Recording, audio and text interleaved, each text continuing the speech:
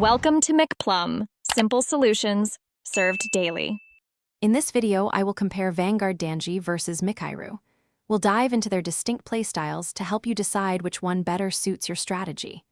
Danji often focuses on powerful, direct attacks, aiming to overwhelm opponents quickly. Michiru, on the other hand, typically employs more intricate setups and control elements. By the end, you'll have a clearer picture of their strengths and weaknesses, guiding your choice for your next deck. Danji's decks are renowned for their explosive offensive capabilities.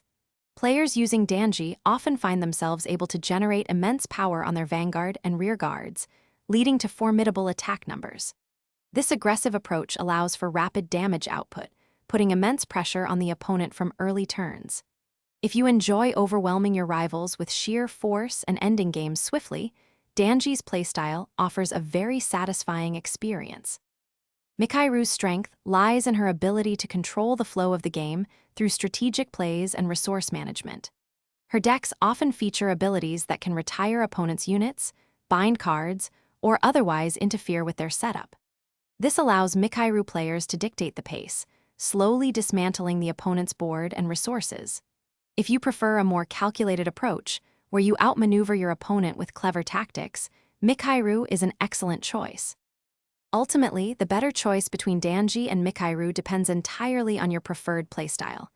If you thrive on aggressive, high-damage turns and want to finish games quickly, Danji is likely your champion.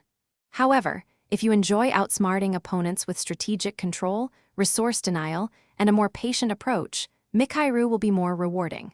Both offer unique and powerful ways to play. Also, make sure to check the description for a link to some great leak-proof meal prep containers and other fantastic deals. Thanks for watching, stay juicy, and subscribe.